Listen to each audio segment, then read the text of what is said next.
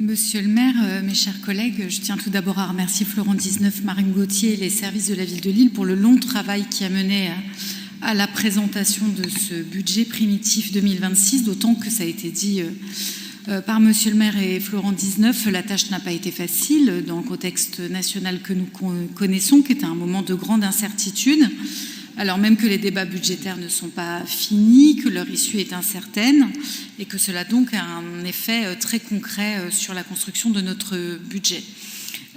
Si l'issue du budget est aujourd'hui encore incertaine, pour autant ce qui est certain, c'est que le gouvernement déroule aujourd'hui un budget recentralisateur avec des dispositions législatives délétères pour les collectivités, que n'a d'ailleurs pas amélioré la droite sénatoriale, qui a refusé de supprimer le dispositif de ponction des recettes fiscales des collectivités, alors même que les parlementaires de gauche, ma chère Audrey, ont mené ce débat pied à pied pour préserver ce qu'il reste des capacités d'action des collectivités territoriales.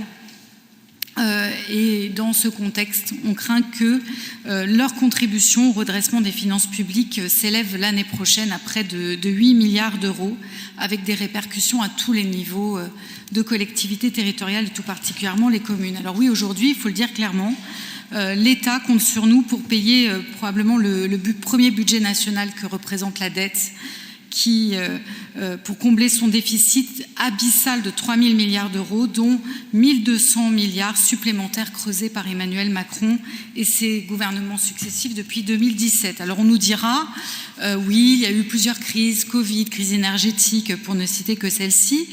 Pour autant, c'est dès 2017 que nous avons vu s'opérer le démantèlement du service public souhaité par les idéologues du ruissellement, les détracteurs des minima sociaux dont ils disaient qu'ils représentaient un pognon de dingue pour les citer. Alors voilà, le bloc de droite voudrait aujourd'hui s'aborder tout ce qu'il reste de notre service public et en particulier le service public de proximité. Et pourtant, nous qui sommes au contact de nos concitoyens tous les jours, nous qui discutons avec eux, ils nous disent très clairement ce qu'ils veulent, c'est-à-dire plus d'action publique et de solidarité. Avec Martine Aubry, puis avec Arnaud Deslandes, les Lilloises et les Lillois, nous nous sommes mobilisés pour eux avec une gestion rigoureuse de nos finances, d'ailleurs relevée, malgré les lectures biaisées et détournées faites par la précédente oratrice, par la Chambre régionale des comptes, qui a très clairement souligné la bonne gestion de la ville. C'est pour les Lilloises et les Lillois, et sans les impacter, que nous avons construit chacun de nos budgets en consolidant nos capacités d'action, y compris l'année prochaine, dans un contexte de très grande incertitude. Car garder les reins solides, c'est nous permettre d'agir au service de la ville et de ses habitants. Depuis 2020, nous avons fait les efforts attendus et nécessaires pour contenir la hausse de nos dépenses. Et cette année, nous la maintenons, par exemple, en dessous de l'inflation. Nos dépenses d'énergie sont maîtrisées malgré la flambée des prix, notamment parce que nous avons réalisé des investissements pour réduire nos consommations. Les charges financières, elles aussi, sont contenues. Après une longue période de désendettement, nous recourons à l'emprunt de manière prudente et responsable en maintenant à moins de 10 années notre capacité de désendettement. Et en matière de personnel également, nous maîtrisons l'évolution des dépenses sans sacrifier le service public, là où certains voudraient qu'on le saborde, ici dans cette salle. Malgré les décisions unilatérales de l'État, comme pour les cotisations retraites, qui représentent cette année encore un surcoût de 3,7 millions. Et je rappelle que même en maîtrisant les charges de personnel, nous avons réussi dans ce mandat à assumer les décisions de l'État, comme le versement des primes, et nous sommes même allés plus loin en termes de déprécarisation des carrières les plus fragiles, dans la petite enfance notamment ou dans le secteur de l'animation, et avec la revalorisation des salaires. Nous avons réussi à recruter de nouveaux policiers, tandis que les effectifs de police nationale à Lille restaient insuffisants. Alors nous avons, nous, toujours défendu le service public. Toujours défendu le service public, notamment contre les offensives de plus en plus nombreuses des macronistes, et même d'ailleurs, et je le dis sous le regard d'Audrey Linkenheld et la pensée de Roger Vico, en portant des propositions de loi qui transcrivent l'accord professionnel sur la protection sociale complémentaire des agents territoriaux, enfin inscrit dans la loi plus de 2 ans après avoir été signé, c'est-à-dire que le gouvernement avait été quand même nettement plus rapide pour défendre l'augmentation des jours de carence en cas d'arrêt maladie pour les fonctionnaires et pour les salariés. Alors voilà où se trouve le débat, le cœur de notre débat budgétaire municipal. Avec Arnaud Deslandes et les élus de la majorité municipale, nous assumons de consolider, de protéger le service public. Oui, les finances de la ville sont bien gérées dans la durée. Les reins de Lille sont solides et je veux ici remercier celles qui y ont contribué ces dernières années. Martine Aubry, bien sûr, Audrey Linkenheld, Marion Gauthier, ainsi que tous les élus thématiques qui les ont accompagnés. Grâce à elles, notamment, l'année prochaine, en 2026, comme ces dernières années, tandis que l'État se dérobe, Lille restera un rempart du service public et poursuivra ses investissements massifs. 151 millions d'euros en 2026 au service des habitants. Et ce haut niveau de service public garantira cette valeur socle qu'est la nôtre, celle de la solidarité. Depuis 2020, nous avons défendu, innové pour le plein accès aux droits de toutes et tous, à l'emploi, à la formation, au logement, aux loisirs, aux vacances. Nous nous sommes battus pied à pied avec les gouvernements pour que soient mis sur table les moyens financiers à la hauteur des besoins dans nos quartiers. Maison des solidarités, territoire zéro chômeur de longue durée, territoire zéro non-recours, renouvellement urbain, financement des centres sociaux, plan de lutte contre les exclusions et discriminations, accompagnement des salariés, encadrement des loyers résidentiels, soutien à la rénovation et à la construction de logements étudiants, de logements sociaux, de logements en accession abordable, colo apprenante, aide financière pour les départs en vacances. Avec Lille en commun, nous avons été au rendez-vous des besoins des Lillois et nous avons porté des progrès concrets pour leur quotidien, tandis que partout autour de nous, les financements s'écroulaient. Et ce budget 2026 prévoit de continuer ces priorités et prévoit, n'en déplaise à Maël Guizou, l'augmentation du financement du territoire, parce que oui, nous sommes aux côtés des associations, là où tous les autres niveaux de financeurs se dérobent. Il faut le dire aujourd'hui, il n'est pas responsable dans un débat comme le nôtre de laisser sous-entendre que la ville de Lille ne soutient pas à un niveau augmenté les associations comme c'est le cas aujourd'hui.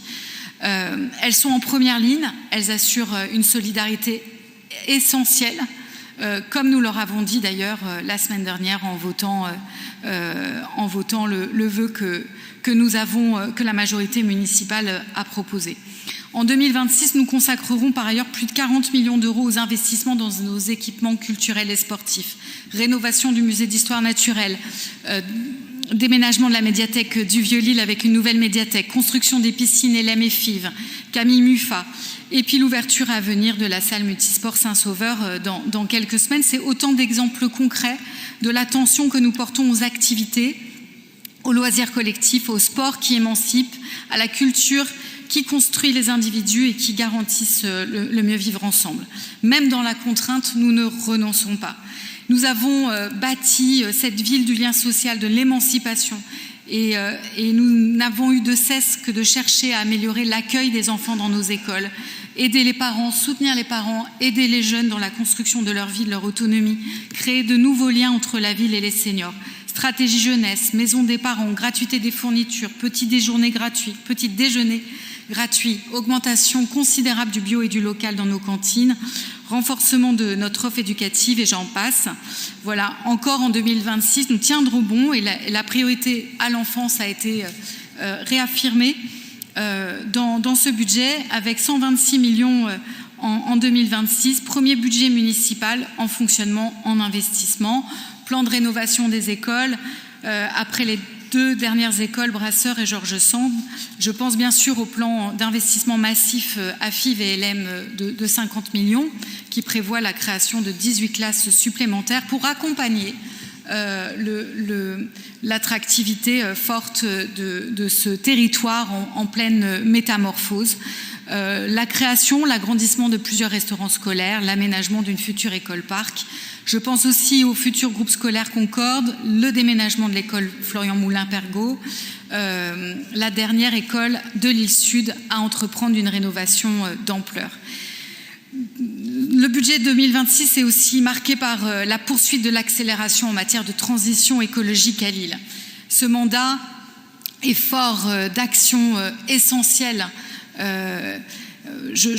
au moment où, 10 ans après les accords de Paris, nous avons tristement franchi 7 des 9 limites planétaires, eh bien nous sommes convaincus que dans les villes, dans les métropoles, nous avons notre rôle à jouer pour agir, pour adapter notre territoire, agir contre le changement climatique. Plan lillois pour le climat, pacte Lille bas carbone, maison des mobilités durables, rénovation énergétique, végétalisation, débitumisation, piétonisation, nouveaux espaces verts, grande métamorphose dans tous les quartiers.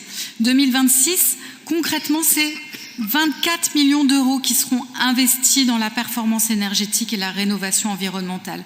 Au total, en 6 ans, 78 millions d'euros auront été mobilisés pour rénover et adapter le bâti sur le mandat. Alors même que pendant ce temps-là, le gouvernement prévoit de diminuer le fonds de transition et réduit ma prime rénov'. En 2026, 8 autres millions iront à la modernisation des installations de chauffage, à la débitumisation des cours de récréation. 23 millions d'euros dans la métamorphose de nos espaces publics, la création, la requalification des espaces de nature, la rénovation de la voirie, l'amélioration de la propreté.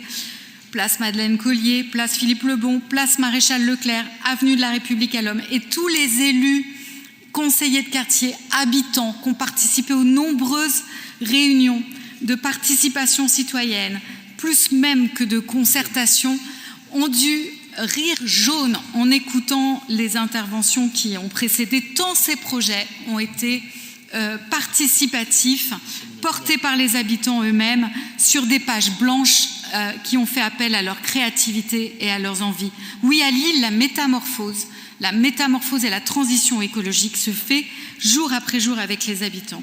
Tout comme ce budget, et j'en termine par là, fait de la question de la sécurité, du droit à la sécurité, une priorité.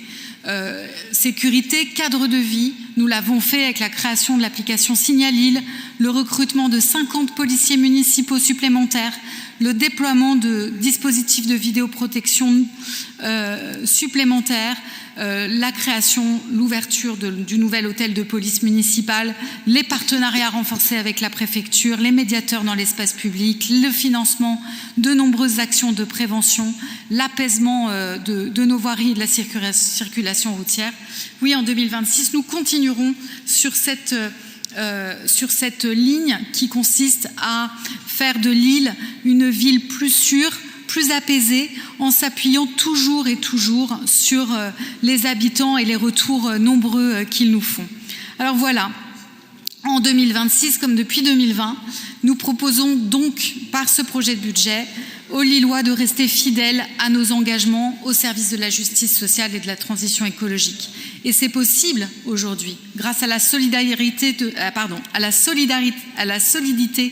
de nos reins, qui nous permettent de continuer de protéger le quotidien, d'assurer la solidarité et de mettre en œuvre la transition écologique. Et nous le faisons avec la même précision, avec le même sérieux, avec le même enthousiasme que ceux qui ont présidé à notre action au service des Lillois ces 5 dernières années. Alors même que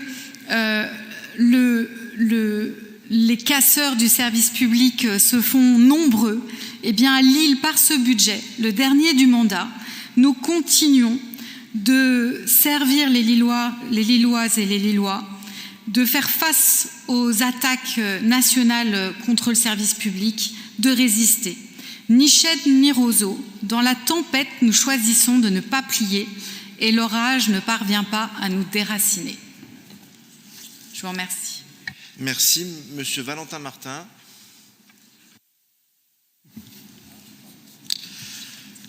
Monsieur le maire, chers collègues, permettez-moi d'intervenir au nom des élus communistes dans ce débat autour du vote du budget primitif